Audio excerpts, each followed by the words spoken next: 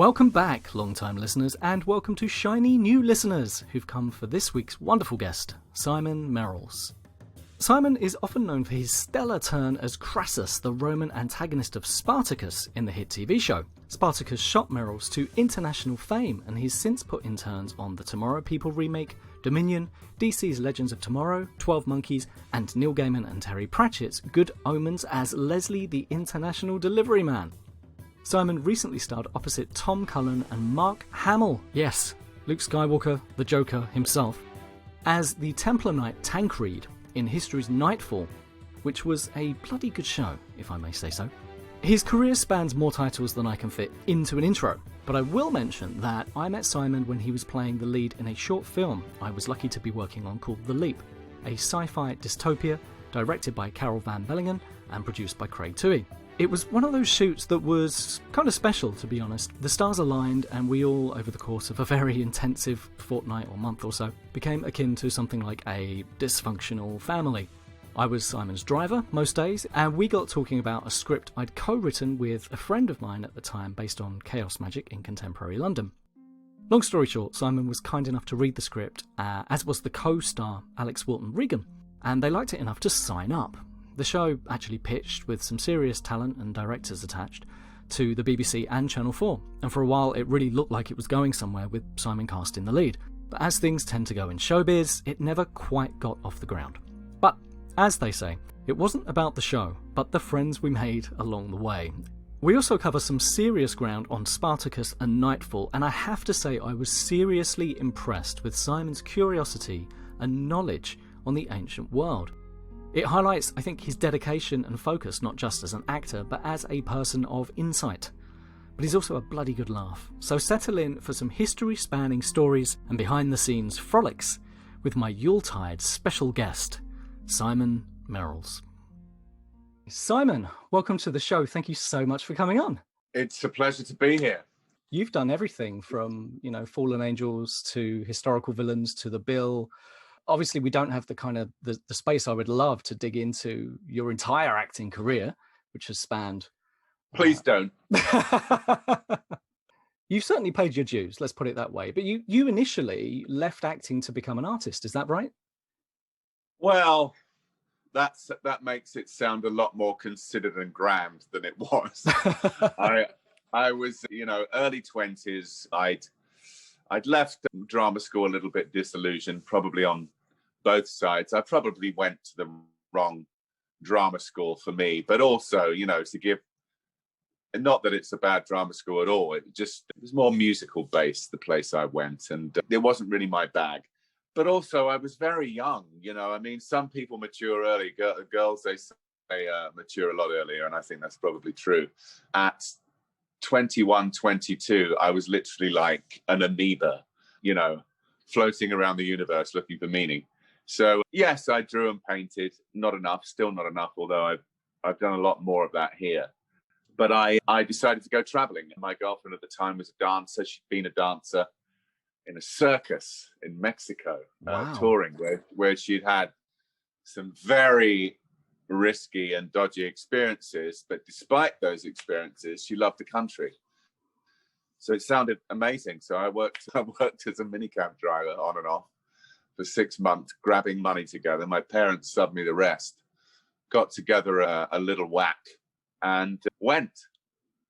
She had some contacts in Mexico City. They were wonderful people. They sorted us out with a little apartment. And then bizarrely, I literally fell into working in Mexico City as a fashion model, which was the furthest thing from my mind. One contact led to another, and it was an opportunity that my girlfriend at the time persuaded me to do.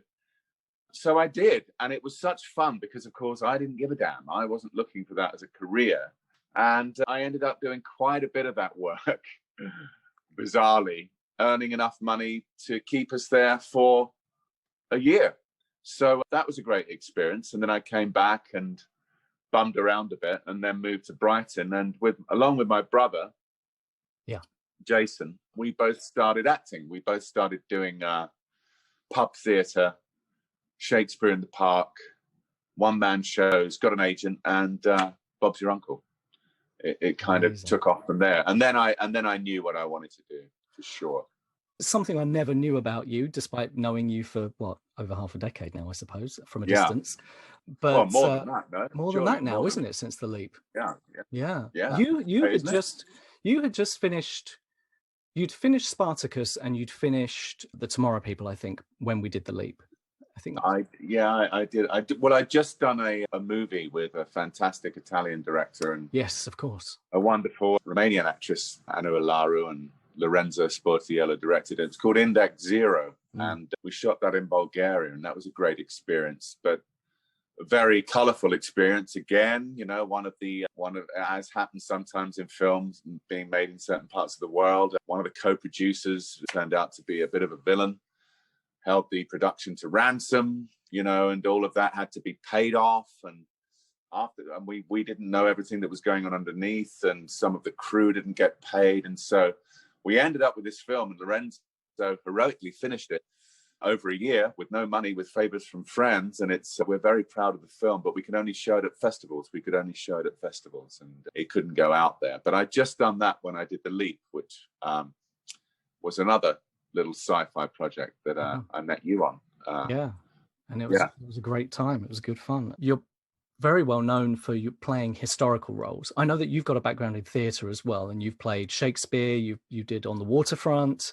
You've also played Philip Marlowe, which I didn't know. I'm a huge fan of Philip Marlowe. I did play, and I love those movies. Me too. That was actually before I'd ever been to LA, and I just love Raymond Chandler.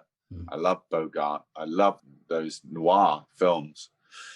And the dialogue and, you know, the interaction between men and women and the whole scenario. And we did that at the Mill at Sonning, which was my first experience of after dinner theatre. Now we had a Mr.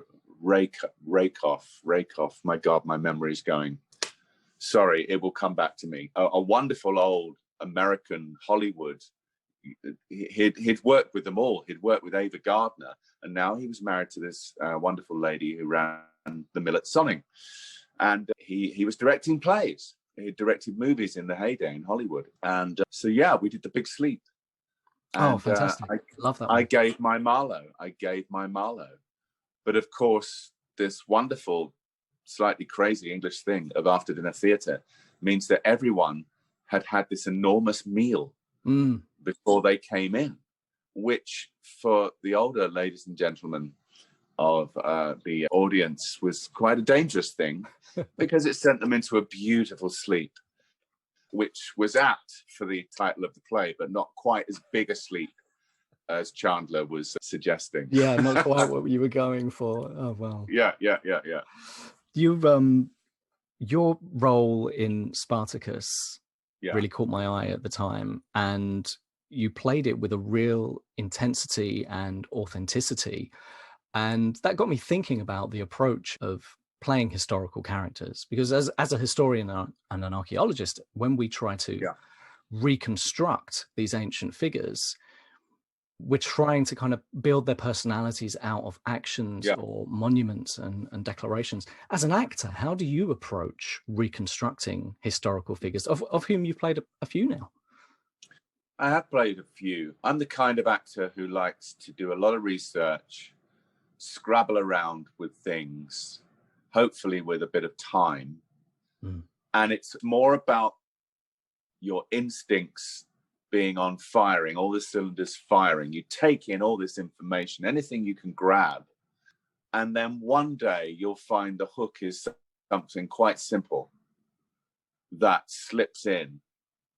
It's like I was watching a documentary of William Friedkin talking about making the French Connection, and Gene Hackman, apparently in the early days of shooting, they were shooting Popeye Doyle, and he wasn't happy. He didn't feel he had the character. He didn't know how to play the character.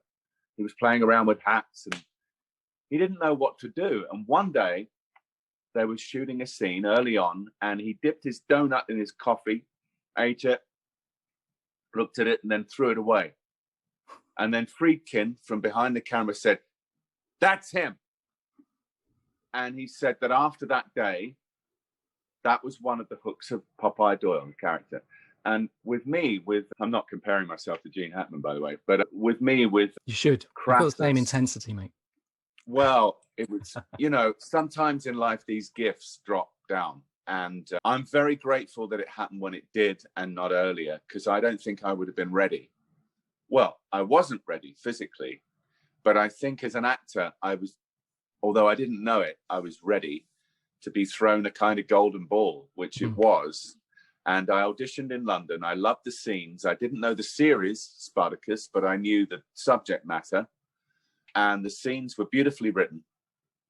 The conceit was, what if people spoke colloquial Latin and we translated it back into English, which made it kind of Shakespearean, almost. So I sort of felt at home with that because I'd done some Shakespeare. And I felt the weight of it, and it was so well written. I loved the scenes, and I knew the audition had gone well. And then in between, the first time it had ever happened to me, I got a call from one of the producers, who's since become a friend, actually, one of the producer directors, Rick Jacobson, saying, "Si, we loved it. I'm telling you, you're the top choice. You're the top choice, but we want you to do it again, and just do what you do. And just know that in the scene, when you're with Spartacus, you respect him now." And that was a great note. Did the audition again, and to my joy, I got the job, and it was wonderful. And then I remember, I think, right, I've got to find out more about the late Republic, because I didn't know anything. I knew something about the Empire and the Caesars from Augustus onwards. But then I discovered Plutarch, and to my joy, found that this was not stuffy academic lists of hay yields in 79 BC, whatever, but these are red light thrillers. Yeah. And your jaw was left on the floor with the exploits of these men. It was mainly men who were recorded because of the nature of the society, but Crassus is one of the lives. He's one of the lives that Plutarch explores and compares. And it's mind-boggling. It's mind-boggling. The ambition and the will and the drive. And we're talking about what inspires us or how we go about forming a character. It's always a bit of a mystery. You take in everything you can. Like, I'm very visual. So when I saw his busts, Crassus busts, I remember seeing this ambition, this drive in the jaw, in looking out into the world with defiance, but a hint of doubt there somehow in the forehead, which is nothing to do with anything apart from an impression. But there was also another account from Plutarch in the many exploits of Crassus. There was a famous senator in the Senate at the time who was fearless in speaking out against what he saw as corruption and injustice and graft and underhand dealings, which in those times was a very, very dangerous position to take. You could literally be killed by the opposing faction's mob. It happened all the time. Assassination, forced into suicide or exile at best. It was a dangerous thing to be honest and outspoken. And this guy, he was. And he said, "I'm unafraid to challenge anybody in the Senate apart from Crassus." And he was asked, "Why Crassus? Why not Crassus?" He said, "Because Crassus has hay on his horns." And farmers used to put bales of hay on the horns of dangerous bulls. I love it. And that just leapt at me. Yeah. As a kind of key that people didn't like him, but they were afraid of him. And he knew that. Actually, Crassus was, in reality, was quite the charmer. He was a bon vivant. He used to hold enormous banquets. He knew how to schmoot. He knew how to get people on his side. But what a gift of a role. What a gift. I flew to New Zealand, where I am now, which I've come back, and I've been stuck here. But it's like I was saying to you, it's like being a prisoner in paradise. I'm very lucky in many ways. Yeah. But the day after I arrived in New Zealand, we started boot camp, which to this day is the hardest thing I've ever done physically, because I'd never been to a gym before. And this is what I'm also grateful to them about, because they gave me this job knowing my physique, which didn't have an ounce. I mean, I wasn't massively overweight. I was slightly, but it was mainly, I had no muscle tone. It'd never been part of my life, but it soon became a part of my life. Massive part of your life as well. 4 hours every morning, but with everybody in this giant gym, giant gym called the House of Pain, they called it. And it was the House of Pain, but it was the house of discovery and change. It was literally like being a chrysalis. In 2 weeks, I didn't recognize my own body. I didn't recognize myself. I didn't recognize my thought patterns or way of thinking. You know, the diet was clean, but stripped of carbohydrates. So your moods would fluctuate enormously. But my God, by the time I did my first day's filming, 6 weeks after arrival, I've never felt more ready for any job in my life. You know, and it was down to the wire, because it was the last season of a popular cult series. The new antagonist, the new villain for the last series of this wonderful show. And if it hadn't gone right, they would have rewritten the whole thing or recast or done something. But thankfully they didn't. But I loved every minute of it. They gave me a character who always knew more than anyone else in the room. Yeah. What did playing that character, I mean, sorry to interrupt, but how did that affect you? Like, did you take anything away from playing Marcus Crassus or any of the roles that you've played?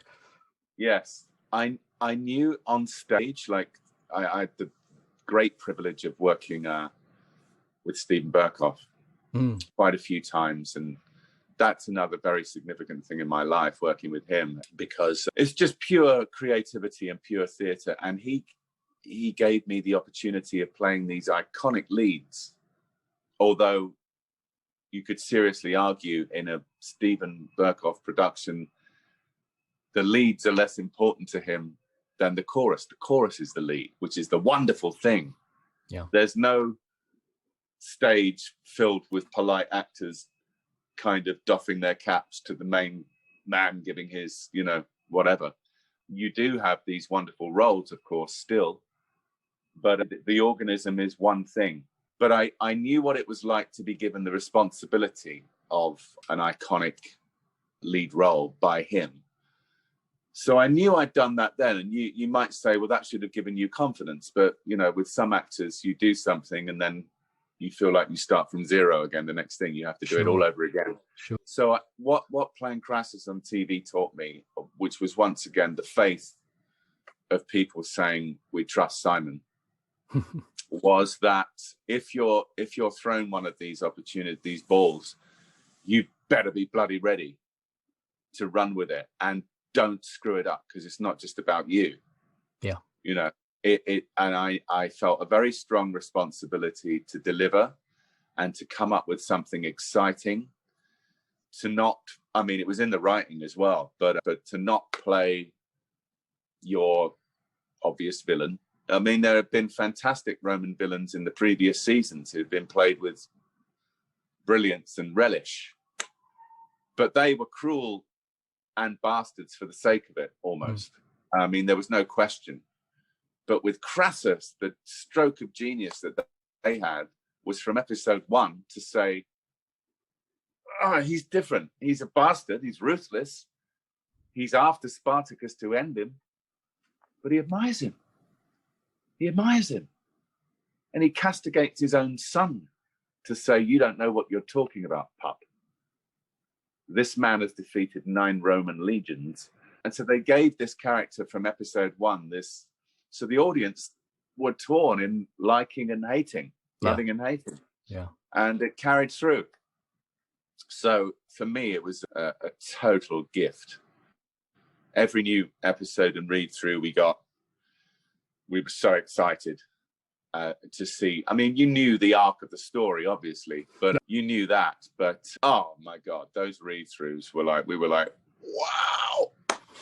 It was just so fantastic. And to be on set, and, you know, because people say, oh, New Zealand, yeah, great locations. Yeah. And I said, yeah, except we didn't film on a single location. It was all studio. Yeah. And we weren't even filming in proper studios. They were big, giant hangars that they converted. The artistry, they built arenas. They built the town of Sinuessa inside a studio. Wow. We charged into battle in studio. So it's a whole army of people working really to create the finished. But I think it stands up today. You know, I mean, it's not everyone's cup of tea. It is graphic. It has its own style. It's graphic. It's sexual. It's ultra violent. But everything is done with such an attention to detail and style. But the main thing is that series would not be what it is or still loved if it had only been that, if it had only been spectacle. But it had great drama. It had a great story, great dramatic scenes, intrigue, and wonderful actors, you know. Some wonderful actors in that show. Speaking of, I just got done with one of your more recent projects, Nightfall, which I didn't get a chance to see until it was on Netflix. Yeah. Loved your character, loved your take on Tancrede.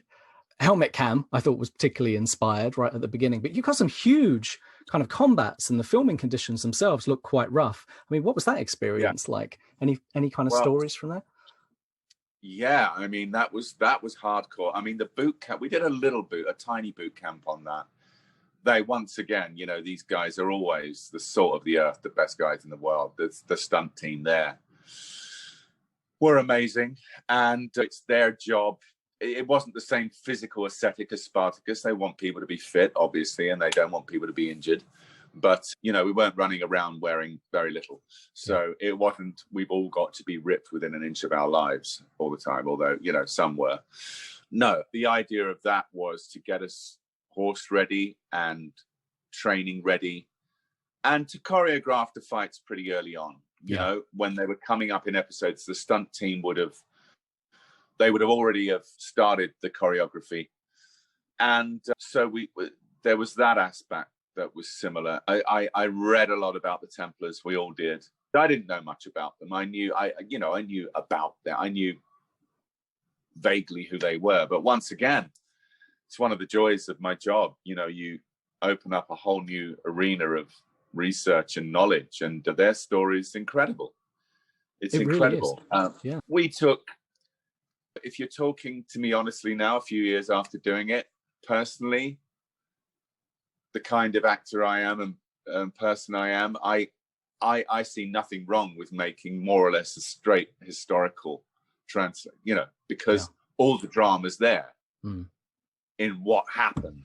You'd have to condense, etc. But our show was a mixture of some of the truth of events that happened and their downfall, mixed obviously with a heavy dose of fantasy, of mythologizing. There was no affair with the queen, and there was no holy grail. We weren't. That this was all later tagged on, but that's all right. There was enough there, for us to latch onto about these incredible guys who didn't really have a. I mean, there were other military orders, you know, knightly orders, but apart from, I think, the Shaolin monks of the East, there weren't really, because the two things weren't meant to be together. You were either a priest or you were a knight. You were a warrior, or you could not be the two. In fact, they cancelled each other out. It was almost blasphemous for a monk to wield a sword. And yet that's what they were. Yeah.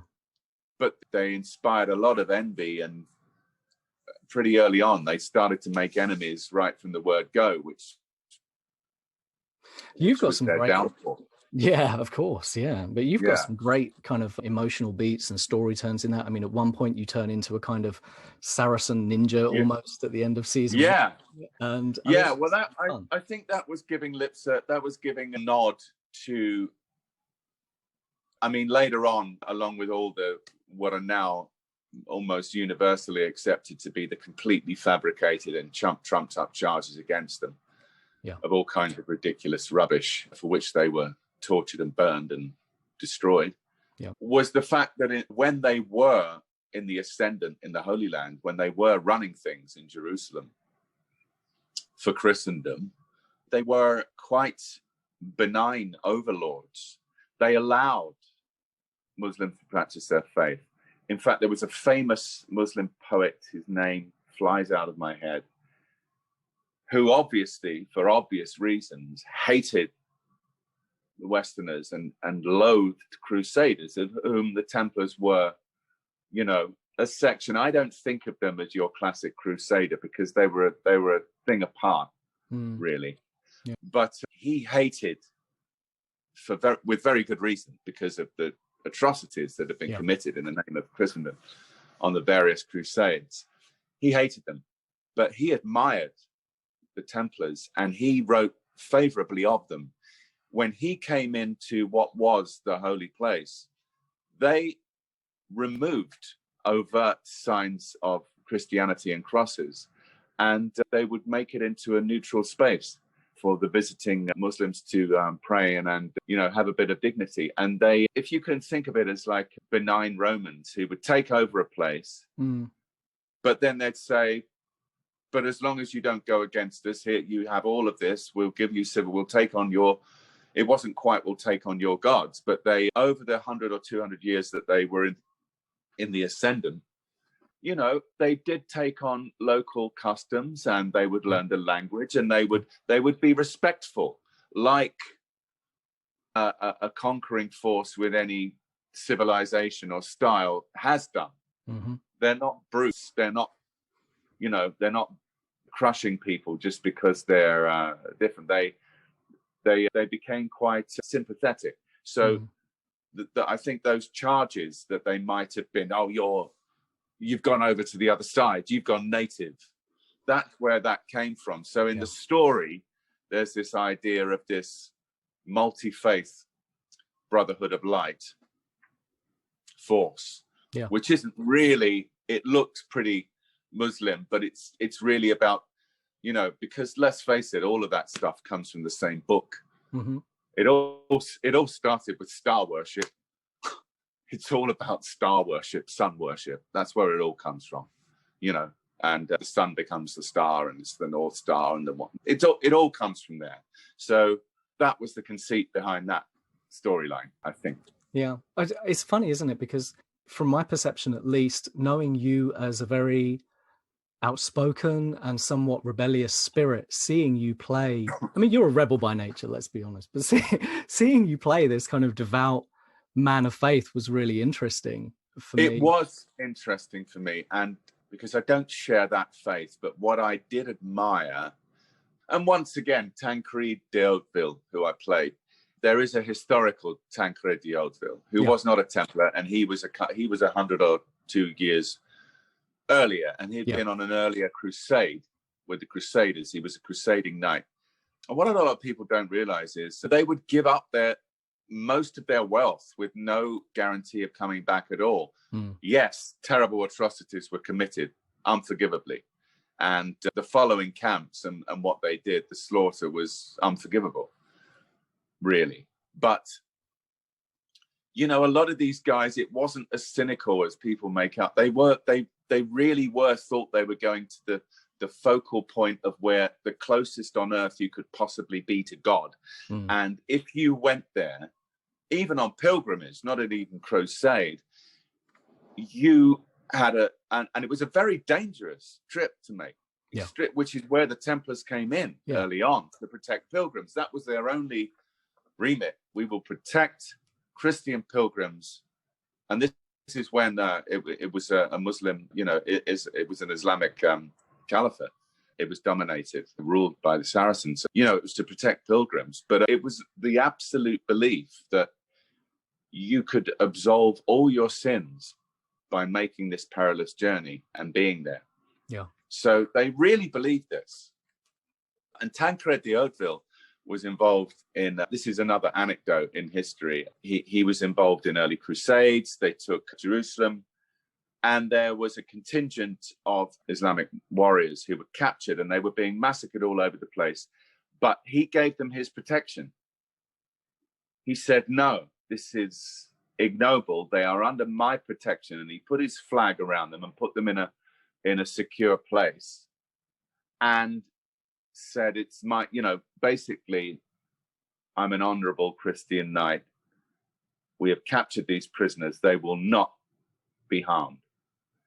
I think they were eventually, but not by him. He did his best to protect them. But that seemed to me to be another key to the character I was playing. Yeah. That he had that kind of nobility in him.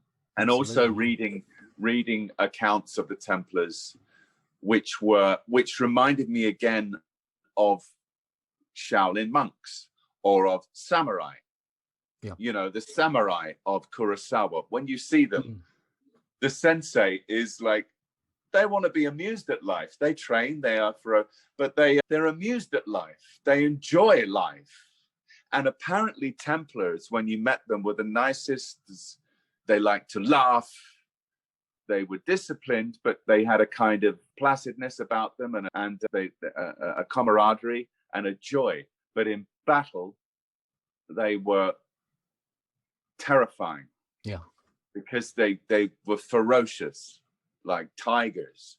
They gave the Templar charge, as it was known, was enough to break up most lines. And that's why often they certainly didn't win every battle, but they often beat the enemy with extraordinary uneven odds or numbers. But you couldn't leave the battlefield if the Templar banner was still up. So if you did, it was the utter disgrace. Yeah. Utter disgrace to turn and leave. It didn't matter about your life. It didn't matter. It didn't matter.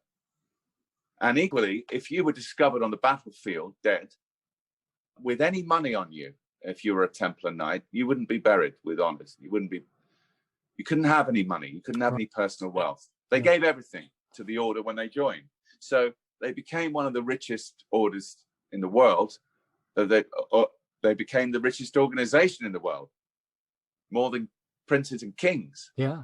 Which again was their part of their downfall. Well, absolutely, yeah, because everyone owed them money, including the horrendous Philip. Yeah. But they couldn't have any personal jewelry. Nothing. They had to be plain. They couldn't even have gloves. Wow. Kid glove, leather glove. It was considered outside of their needs and unbecoming. I don't share their faith. I don't share that faith. But you have to admire somebody who does and takes it to that level. And they're saying, I'm a soldier of Christ, then I will be a soldier of Christ and I will imitate Christ. And you have to admire that, because how many Christians who bark on about being Christians in politics in the world would live like it's laid out, apparently, that life. How many of them live like that or would consider that? Well, this is the thing. So, this is the thing, isn't it? It's getting a bit controversial here. I was always prepared for it when we talk about any subject, Simon. But I mean, there's that lack of hypocrisy, isn't it? Which is admirable. It's that is, it ties into that sense of honor and the idea of just honesty with yourself, this brutal honesty with yourself about what your role is and what your relationship with the world is going to be. Moving on, because I don't want to keep you. I know that you've got to get off today. And I have to ask, what was it like were you a Star Wars fan ever? And what was it like having Mark Hamill join the cast in the second season? Star Wars fan it's a bit of a whistle, isn't it? Because it is. It's a loaded term. There are Star Wars fans. I don't know if I should say, and I online I get into trouble sometimes because I have a funny sense. I have a wicked sense of humor sometimes. It's not. I never mean to be nasty, but it's pretty dry. Mm-hmm. It can be pretty dry. Dryness doesn't always come across on social media. But if you mean Mark Hamill joining the show, of course, that was immensely exciting. Now, when I was a kid, I'm a fan of the first Star Wars films. Sure, yeah. Because they seem to hark back to another Hollywood. They seem to hark back to another kind of film where you know, it did break the mold, and some people would say for better or for worse, into the style of movie world and industry in Hollywood that we have now. But I think there's room, you know, I think there's room for interesting, thoughtful, quirky, art house, independent, spirited movies, as well as the funfair rides, in a way, as Scorsese would say. You're Marty. But so I loved the first Star Wars films as a kid. I absolutely loved them. And by the first ones, I mean the first ones. Yeah. You know, joining the show was like wild. And he's a guy with a million stories. And so that was enormous fun. And Tom Cullen, who plays Landry, was saying early on, he said, you know, you're on set standing in the mud and you got your sword in your hand. And he said, I have to keep stopping myself going. He said, I have to keep stopping myself doing it. I said, I know.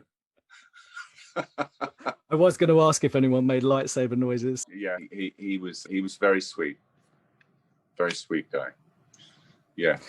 As I understand it, there was quite a lot of banter on set and a few jokers on board. Have you got any amusing anecdotes from the Nightfall behind the scenes, so to speak, to share with us? A particular anecdote? I'm trying to, now it's always like racking your brain. But I mean, it was such a great bunch. And naturally in filming, anyone who's involved knows there's a lot of waiting around. Yeah. And the nature of our show is, you know, that show was a lot of waiting around, meant being on location in minus 10 degrees outside, and you're inside a tent with your blaster heaters on. So you might be sitting there a long time and everyone gets a bit sluggish. So you amuse yourself with, you know, putting on very loud hip hop and everybody in full costume, you know, dancing quite wildly and becoming pretty gangster. So a lot of that went on. But lots of things happened because you're playing quite a serious thing at times, but you're working with live animals. And that, you know, my horse, I'm sure, knew. I'd be on him. I'd be next to Cullen and we'd have a wonderful shot, a crane shot, where we'd ride up towards a stronghold. Cameras here following us very close on a crane, and it sweeps up and then comes in on our faces. And we're all ready. Torchlight Night looks incredible. And action. As soon as I move off, my horse farts for the whole walk towards, with the camera there, with Cullen, me. And it's so childish. It's so childish to say, it's a horse fart and get over it. But it was the way he waited for action every time, as if it was a commentary on my acting. That's what I felt at the time. So we laughed a lot. You know, we laughed a lot on that job. Yeah, I bet. What is Simon Merrells up to now? So I'm one of the very lucky actors in the world at the moment. A, to be working, B, to have this opportunity that came to me to be a part of a massive new project being filmed here, which thankfully, due to the fantastic way they've handled the virus here and the great leadership they have here and the way they've dealt with things, it means that for several months now, we've been able to go back to filming on the Lord of the Rings project. So amazing. I'm involved with that, very lucky to be involved with that. I've done some filming of my character already, and I have some more to come up before I return home to Europe, which hopefully will be possible now. Hopefully the world is coming out of a dark period. It seems like all of a sudden glimmers of hope on the horizon, where last year it seemed very dark on the political landscape. Yeah. And with the virus, and there seems to be cause for hope now, which I hope is true. And the Lord of the Rings and the fantastic showrunners on this TV series, which is what it is, it's not the movies, they've created a new path. They've forged a new journey Some characters you'll recognize, and it takes place in a different time from the movies. And it kind of mirrors what's been going on in the world, because when you read Tolkien, you forget that the stakes are real. And when he talks about the dark forces and the dark side of things and the way it affects and seeps like a poison into everything, you know, you start to look around the world and see what can happen when evil is allowed to run rampant. Yeah. And when there's nothing to oppose it. Yeah. And when people lay down before it, what the stakes are. And so, and also the waiting to film here, waiting to start filming again, being separated from one's home and being in a strange place. I told myself that when I came to finally film, I was damn well going to use all of that, you know. Yeah. Which you do as an actor anyway. You look into yourself and you look outside, but then always you end up on the inside, you know. So in a way, everything that happened, the frustration, the waiting, the limbo, as far as the work was concerned, I think personally, you know, helped me with the role. Simon, it's been an absolute pleasure catching up with you, albeit briefly. You are one of the good ones, and we do miss you over here. Cheers, buddy. And you continue to fight the good fight on screen and off screen, which I've always admired. So it's fantastic catching up with you. Best of luck over there, mate. And I hope that we can catch up when you get back, but break a leg. Yeah. Totally. All right, lots of love, mate. Keep well. You too, mate. Thanks so much for coming on the show. Really appreciate it. It's been fun. And that's all we have time for today, sadly. But thank you for listening, and thanks so much to Simon for his time. If you want to support the show, give it a like and a follow on the socials and just help spread the word. And if you really want to help out the show, click the link in the show notes and chuck in a buck on Liberapay, my chosen Patreon platform, for now. More news on a Patreon coming in the new year. In the meantime, have a happy and safe holidays. Remember, no kissing under the mistletoe this year. And I'll hopefully see you on the other side when this dog of a year is over in 2021. But for now, happy holidays, wherever you are, and a happy new year. I've been Paul Harrison. Good night and good luck.